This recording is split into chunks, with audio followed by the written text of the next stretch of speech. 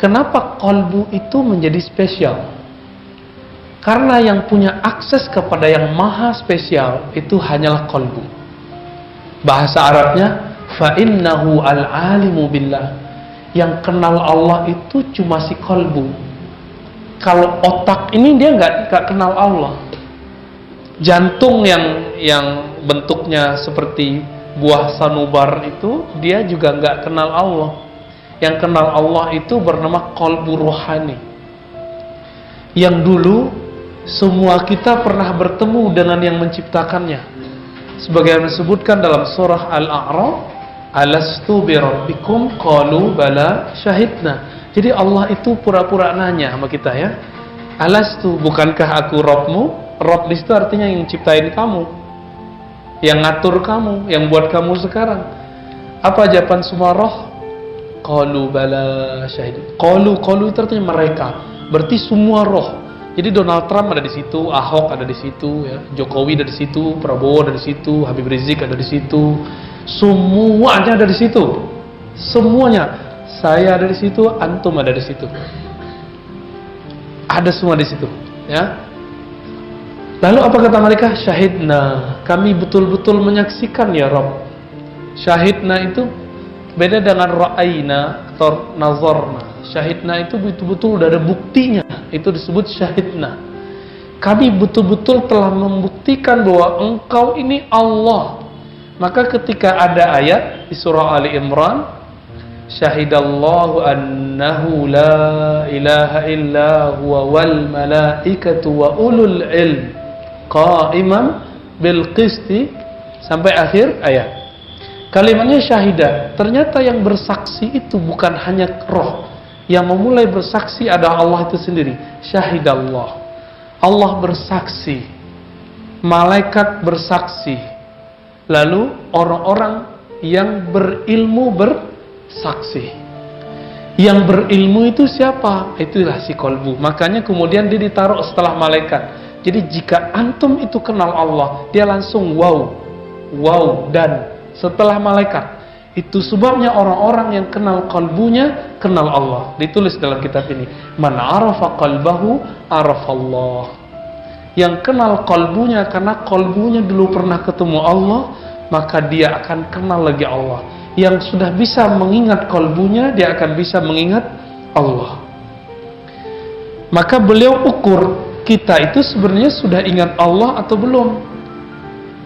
Diukurnya sudah ingat kalbu atau belum. Gimana cara mengukur yang paling sederhana? Tinggal sholat, takbir, lalu pikiran apa yang paling dominan saat kita sholat. Jika kalbu itu bergantung ingat kepada yang punya kalbu, berarti dia sudah kenal Allah. Tapi kalau masih mikirin A, B, C, D, sholat kok mikir? Sholat tuh gak mikir, sholat itu zikir. Coba cek ayatnya, surat Thaha ayat 14. Aqimis sholata lidzikri. Dirikanlah sholat untuk mengingatku. Tapi ayat itu diulang dengan pernyataan, innani anallah la ilaha illa ana fa'budni. Sungguh akulah Allah. Jadi Allah mengatakan innani anallah. Jadi sebenarnya menggunakan kata ana itu Allah sendiri. Ana Allah, ya. Ana Allah. Akulah Allah. La ilaha illa ana. Apa arti ilah? Apa bedanya dengan Rabb tadi? Ilah itu artinya banyak sekali. Tergantung itu kita anggap ilah dari kata walah atau dari kata ya, apa, macam-macam ya. Akhirnya para ulama menyimpulkan ilah itu berarti ketaatan, kepatuhan.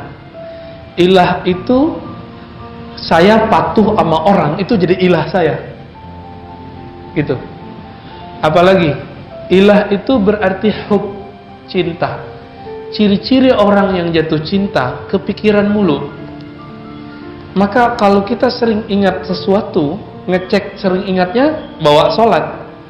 Lebih banyak ingat apa setelah takbir sampai assalamualaikum, itulah ilah yang ada di sini.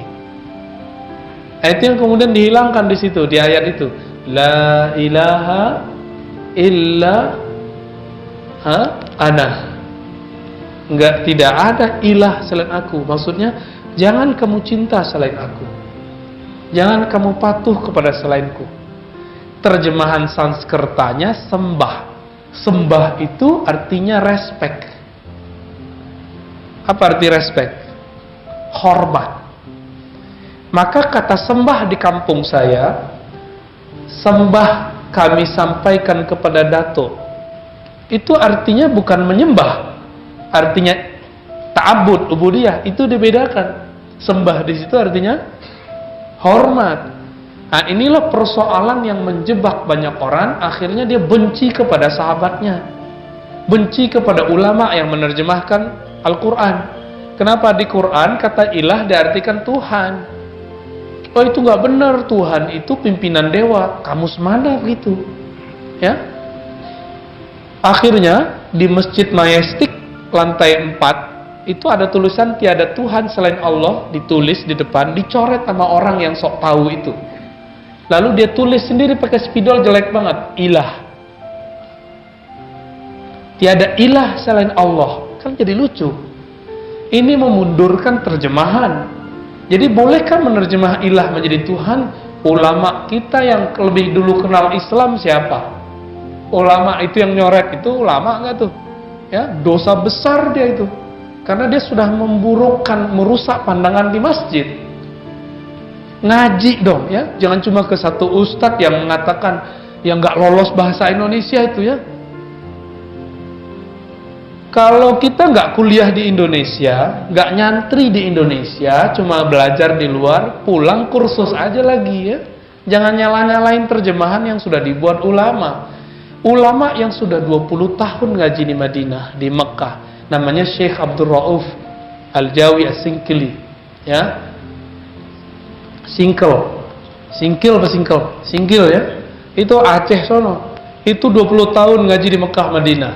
Gurunya ahli hadis bernama Syekh Ahmad Al-Qushashi dan murid beliau, asisten beliau namanya Al-Qurani. Itu muhaddis kabir. Semua ahli hadis kalau punya silsilah ijazah hadis pasti nyambung sama orang ini, dua imam ini. Ya. Itu Syekh Abdul Rauf nulis kitab terjemahan, ya, Terjemahanul Mustafid atau apa namanya ya. Sudah ada yang nulis itu. Ditulis kalimat terjemahan la ilaha itu tiada yang berhak disembah. Kadang tiada Tuhan, ada semua. Rob itu Tuhan, diterjemahin semua. Biasa kok. Lebih lama dia ngaji daripada kalian yang mengharamkan kata Tuhan. Tinggal T-nya gede apa kecil. Belajar dong huruf kapital bahasa Indonesia. Gergetan kita sudah ya. Jadi kita kalau sudah bilang tiada Tuhan selain Allah, langsung dia berangkat pergi. Gak mau lagi ngaji sama kita. Dianggap kita ini penyembah berhala. Betapa jahilnya itu orang. Gak tahu nanya. Baca buku-bukunya. Abdul Rauf As-Sinkili abad keberapa? Gak tahu. Baca sendiri deh ya. Sehingga jadi Islam ini bukan barang baru di negeri ini. Terjemahan ilah bukan barang baru di negeri ini. Gitu. Ya. Tapi kalau udah bahas akidah gitu, saya jadi agak sedikit naik suaranya ya. Udah, kita kembali ke qalbu lagi deh, biar adem. Allahumma sholli ala Muhammad. Allahumma sholli ala. Apa kata Imam Ibnu Qudamah? Wa aktsarun nas jahiluna biqulubihim. Nah, itu kalimatnya. Kebanyakan orang itu tidak kenal qalbunya wa nufusihim, dirinya. Beliau ini ahli hadis, nggak mau menggunakan sebuah kalimat yang masyhur di kalangan ahli zikir, ahli qalbu, ahli sufi, ahli tazkiyatun nufus, terserah antum mau sebut mana, orangnya sama kok ya. Ini persoalan lama lagi tuh ya. Gengsi nyebut tasawuf pakai istilah tazkiyatun nafs, isinya sama. Apa kata mereka? Man arafa nafsahu faqad arafa rabbahu. Karena beliau sensitif dengan kata-kata itu, siapa yang kenal diri, kenal Rabbnya, beliau ganti. Man arafa qalbahu arafa rabbahu. Siapa yang kenal kalbunya, maka dia kenal Rabbnya. Tapi isinya sama nggak tuh? Sama. Bedanya beliau nggak bilang hadis karena beliau ahli hadis. Nah, ini PR. Kalau antum ahli hadis, ada orang salah nyebut hadis, nggak usah ditahzir. Nggak usah ditahzir. Wasiat bil haq, bis sabr. Nggak langsung ngamuk-ngamuk, ya. Nggak langsung bilang zindik, itu jahil, nggak usah bilang gitu. Langsung bilang mohon maaf, ini hadisnya tidak sahih. Gitu. Selesai itu. Kalau dia nggak terima, baru kita bilang ente baru jahil gitu. Tapi kalau udah kita kasih tahu, kita bilangin baik-baik, pakai cara lo bilanginnya. Orang-orang ahli tasawuf itu, ahli thariqat sufi itu mereka ahli kolbu. Maka sentuh kolbunya. Jangan singgung amalannya.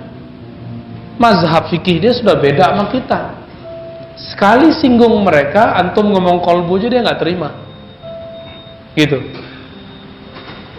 Ini yang terjadi pada Ustadz favorit antum semua, Ustadz Abdus Somad. Ustadz Abdus Somad kurang sufi apa?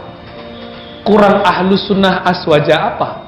Tapi karena beliau cuma ngomong khilafah, langsung kawan kita yang satu lagi nggak seneng gitu ya. Itu aja masalahnya. Padahal sama fikihnya, sama akidahnya, sama. Nah, ada beliau sensitif. Nah, semoga ini selesai semua lah ya. Di kalangan yang memfavoritkan Ustadz, jangan terlalu emosional juga ya, santai aja. Lalu dikatakan oleh beliau, kenapa orang tidak bisa langsung kenal dirinya? Emang di Quran sudah dibilang, sudah dikatakan bahwasannya Allah yahulu bainal mar'i, ya, antara mar'i dengan dirinya. Memang sudah ada kalimatnya, yahulu bainal mar'i wa qalbi. Antara sisi dia intelektualnya dengan kolbunya memang kadang dipisah. Coba aja cek, kita udah berusaha untuk khusyuk, nggak bisa khusyuk-khusyuk, pikirannya jalan kemana-mana. Artinya antum nggak berkuasa menguasai kolbu. Kenapa kolbu nggak bisa kita kuasai dalam sholat? Kok nggak bisa dikontrol itu kepikiran kemana-mana itu? Padahal kalau sholat udah pakai baju koko, udah pakai kopiah, udah pakai gamis, bahkan pakai sarung, bahkan ternyata khusyuk bukan di situ. Bahkan jenggot pun kita panjangin. Kenapa? Karena jenggot itu tidak menyebab khusyuk. Ya, baju koko tidak pernah menyebabkan khusyuk. Dia itu bab fikih, nutup aurat. Jenggot itu bab performan, az-zinatu wal libas dalam Sahih Bukhari ya. Lalu di mana khusyuk itu? Khusyuk itu di kolbu. Khusyuk itu cuma di kolbu. Ya. Tapi khusyuk itu mainannya adalah pandangan kolbu. Karena khusyuk itu berkaitan dengan pandangan. Ikhwan akhwat fillah, bapak saudara yang melakukan Allah, gimana caranya mengenal kolbu? Itu nanti. Nah, sekarang kita ketahui diagnosa dulu, kolbu kita yang mana nih? Kolbu yang terganggu atau bukan? Maka kolbu dibagi 3. Kolbu yang sakit, kolbu yang mati, dan kolbu yang sehat. Insya Allah yang hadir ini kolbunya nggak ada yang mati, alhamdulillah ya. Tapi kalau sakit mungkin ada. Ceknya gitu aja Pak. Kita suka makan, misalnya suka makan sayur asem, suka makan rendang, suka makan soto, sop iga. Tapi sekali ini orang buat, kita kayak mau muntah. Itu salah makanannya apa salah badan kita nggak enak? Kita yang nggak enak. Jangan salahkan makanannya. Ketika sholat nggak enak, bukan karena suara imam nggak enak. Khusyuk itu bukan pada suara yang enak. Kalau suara enak itu kita sebut sholatnya dengan suara merdu, bukan dengan khusyuk, itu beda. Misalnya imamnya suaranya merdu, terus antum nangis, kita tanya, nangisnya ingat kampungnya? Contohnya malam takbiran, nangis nggak? Kenapa? Ingat emak di kampung, ingat dulu bawa obor di kampung, ya? Ingat dulu takbiran waktu di kampung. Itu bukan tangis karena Allah, itu tangis karena kangen pulang kampung. Tapi itu udah kabar gembira. Apa kabar bergembiranya? Kalau udah bisa nangis berarti kolbunya udah lembut. Cuma kabar nggak gembiranya, Imam Ibnu Mubarak nulis kitab Az-Zuhud, ilmu kolbu. Apa kata beliau? Tangisan itu ada lebih dari 9, kira-kira 9 lah, 9. Semuanya bukan karena Allah kecuali satu, yaitu tangis karena takut kepada Allah, harap kepada rahmat Allah. Takut karena dosa, kemudian disiksa Allah, nangis. Nah, itu dia. Itu yang bisa madamin api neraka. Kita udah sholat, takut tidak diterima oleh Allah, lalu ada harap Allah terima, muncul tangisan itu. Maka tangis itu ada dua, tangis karena sedih, takut, atau tangis karena bahagia. Ketika seorang anak dapat juara, pertama kali dapat juara dia nangis, itu lagi sedih atau bukan? Orang tua yang sudah jadi orang tua nih ya, yang sudah punya anak tuh udah tua walaupun punya uban ya, anaknya juara, tiba-tiba kita berlinang-linang air mata ya. Kata teman, matamu kenapa bro? Cowok kok nangis? Ya ternyata kita terharu anak kita dapat juara, atau hafal surat amma yatasaalun, atau hafal juz amma, kita terharu, ya Allah aku nggak hafal surat ini, anakku hafal. Itu tangisan apa? Itu tangisan bahagia. Tangisan bahagia. Tapi kalau nonton TV, ada mama, mas-mas, bapak-bapak, rumahnya biasa, parah lah ya, nggak standar, datangi sama tim TV, bedah rumah, dibilangin, ini ada duit bantu untuk bedah rumah, nangis dia. Itu nangis apa tuh? Tapi sebelum itu, dia nangis juga, ditanya, berapa penghasilan sehari Pak, Bu? Dia nangis juga, nangis kenapa? Hidup kayaknya susah banget. Jadi, antara nangis sedih sama nangis senang dapat duit, dekat sekali. Dekat sekali. Ikhwan akhwat, saudara mukan Allah, si kolbu itu tidak disifati dengan nangis. Nangis itu efek di badan, efek di mata. Kolbu itu dia disifati dengan apa?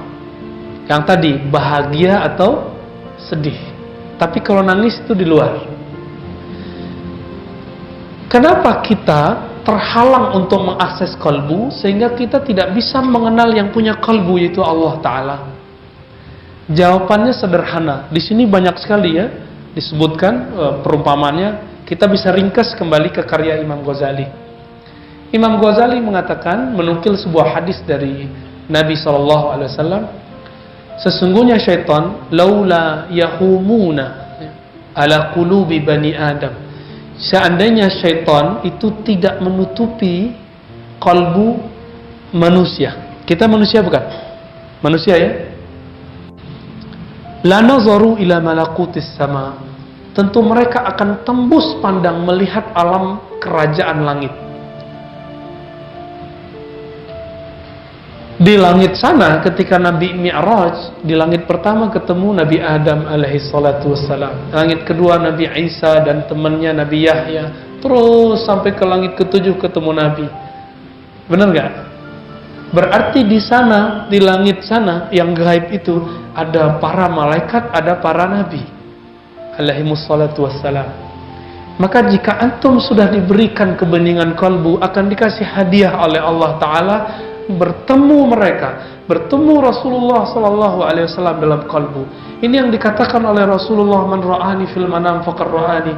Siapa yang sudah bening kalbunya, dia akan tembus melihat ke langit sana, tembus melihat alam lana, sehingga dia memandangku.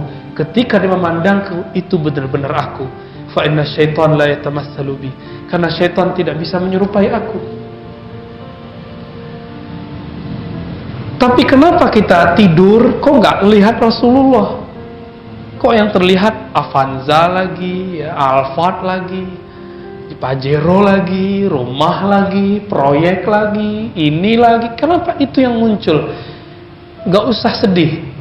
Kita lagi proses untuk menghilangkan donado itu noda.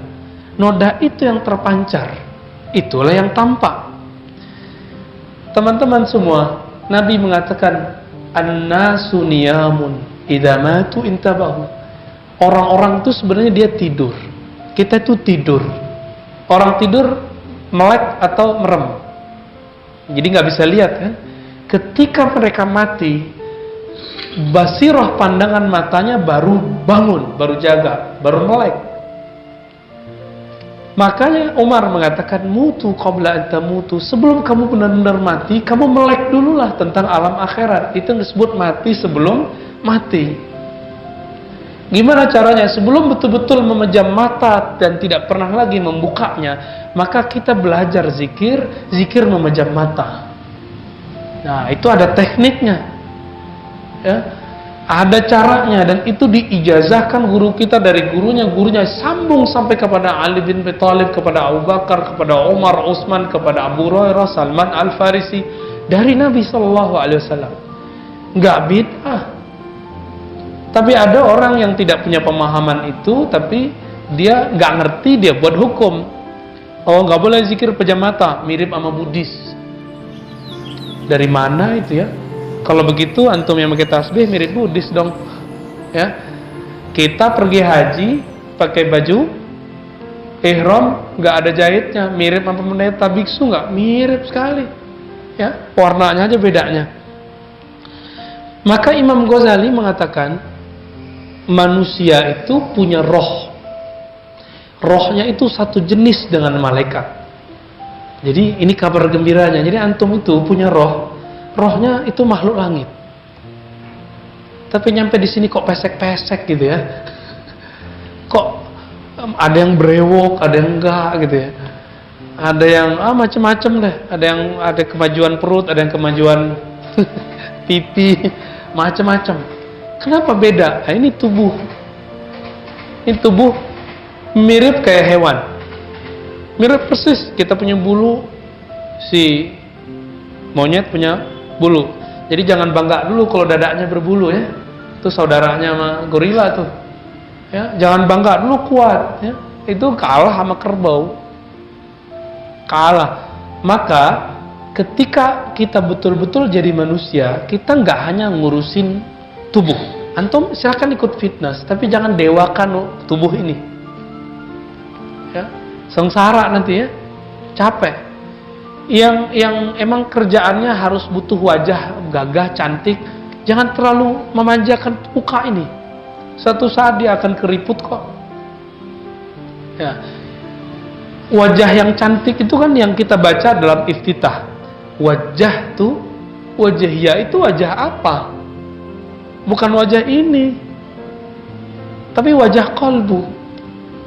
Karena qalbu itu hanya mau menghadap kepada Allah. Lalu sekarang kok ketika sholat, qalbu kita nggak bisa berkiblat kepada Allah. Tubuh udah ke Ka'bah, mata udah ke tempat sujud. Apalagi kurangnya? Kurang qalbunya, ketutup. Apa yang menutupinya? Pertama, disebut dengan karakter hewan ternak. Apa karakter hewan ternak? Hewan ternak itu ada pada kita, suka makan, benar nggak? Suka makan, minum, ngoceh, ya itu burung-burung kalau udah kenyang ngoceh aja tuh ya, yang itu ya, bertweet itu ya. Sekarang jadi Twitter. Apalagi mohon maaf, aktivitas seksual itu bagian dari hewani. Maka pembeda kita dengan hewan, makan, minum, tidur, ngomong dimulai dengan basmalah. Jadi minum itu dengan bismillah. Bahkan Nabi mengajarkan orang sudah menikah hubungan spesial pakai bismillah supaya beda dengan al-an'am itu, karakter hewan itu. Nah, siapa yang sudah mulai melakukan itu, dia sudah nggak hewani lagi. Antum udah nggak sama lagi sama hewan. Nah, semoga kita mulai dari pagi tadi lebih banyak basmalahnya.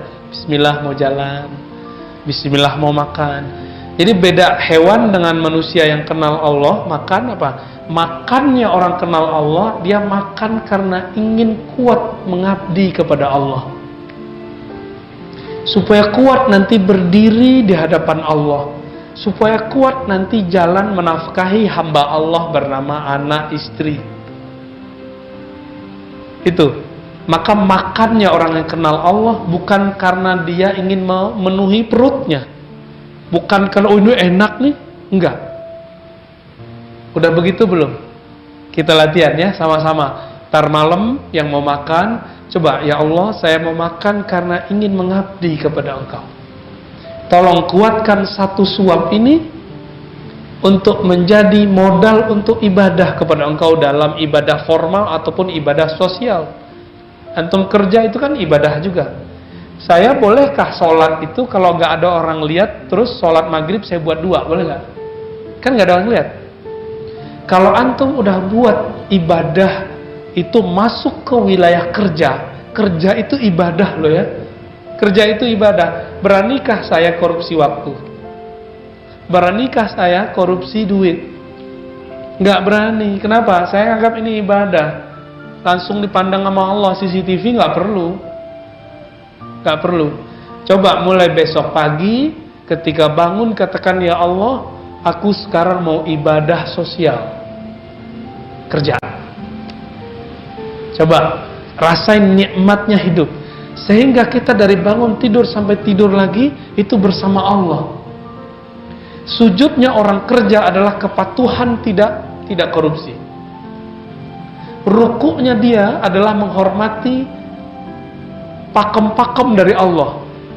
Ketika ini haram dia nggak ambil, ini syubhat tidak jelas dia tidak ambil. Itu sudah rukuk lagi kerja. Maka orang-orang yang sudah rukuk dengan rukuk yang formal, buktikan.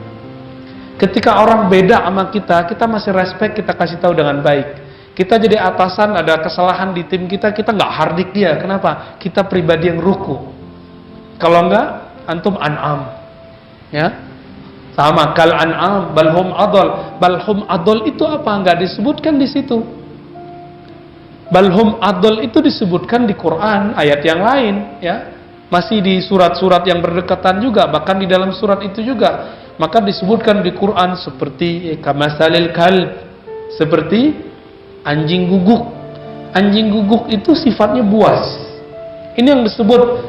Jadi dulu saya bertanya panjang lama. Ulaika kal an'am, mereka itu seperti binatang ternak, tapi lebih sesat. Lebih sesat itu apa? Oh, ternyata ada karakter binatang buas. Siapa yang menjelaskan itu? Imam Ghazali. Itu cerdasnya Imam Ghazali. Yang sekarang orang bilang Ghazali sesat. Ghazali itu dia mau memuntahkan filsafat tapi nggak bisa. Antum itu sok tahu tentang Ghazali. Justru Ghazali itu yang mensterilkan falsafah. Kalau nggak ada Ghazali, semua filsafat haram semua hari ini. Teman saya mengharamkan filsafat, ternyata dia masih belajar salah satu bagian filsafat. Apa itu? Matematika filsafat loh ya. Dia haramkan mantik, tapi dia belajar matematika. Itu namanya mengharamkan apa yang dia makan sendiri. Kan banyak sekali ya. Dulu teman-teman saya di kedokteran, kebetulan saya baru pulang dari kedokteran Unan yang di Padang. Itu mereka banyak soleh-soleh lah ya. Tapi dulu kita punya teman orang kedokteran, dia haramkan filsafat dan mantik. Saya bilang, kamu tahukah sejarah filsafat kedokteran? Gak tahu. Kamu tahukah Ibnu Sina itu siapa? Itu filosof. Kamu tahukah Ibnu Qayyim yang kamu puji-puji setiap hari dengan Syekhul Islam itu siapa? Itu dokter. Dan dia menukil filosof namanya Jailinus. Nah, maka Ghazali ini cerdasnya bisa mengeluarkan teks-teks yang rumit. Jadi siapa itu balhum adol? Ini yang disebut. Jadi ada karakter buas. Karakter binatang buas. Kalau buas itu karakternya apa? Makanannya diambil, dia marah. Ya. Orang yang dia suka dia ambil, dia terkam. Nah ini. Jadi kalau coba cek ya, kita ini semua punya itu. Setiap hari mungkin naik turun. Coba aja naik motor, naik mobil, naik angkot, naik bus, naik MRT. Karena udah MRT kita sebut aja ya. Akhirnya misalnya kita didahuluin orang, kesenggol orang, emosional. Nah, itu udah buas itu. Ya. Pernah lihat ayam rebutan betina, ayam jantan rebutan betina? Pernah lihat? Itu ayam lagi memerankan buasnya. Pernah lihat kucing garong lagi rebutan? Jadi jantan ngeliat betina, berebutan, dia kelahi. Lihat sudah? Sudah lihat? Itu yang disebut buas. Yang disebut buas. Maka teman-teman semua,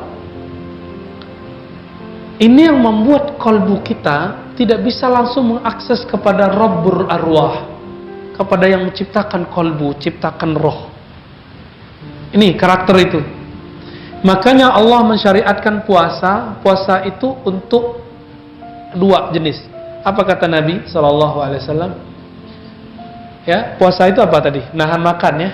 Nah, itu puasa untuk nggak jadi hewan ternak. Kita semua bisa, Pak.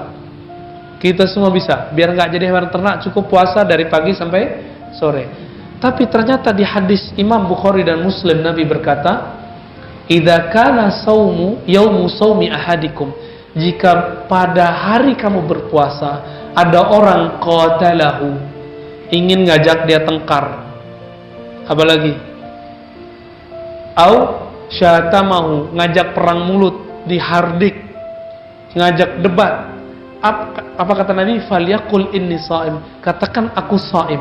Maka shaim di situ sudah masuk ke puasa dari karakter buas. Puasa dari karakter buas.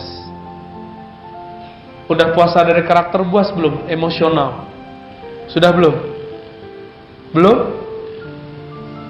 Sudah? Ya? Cek aja sendiri ya.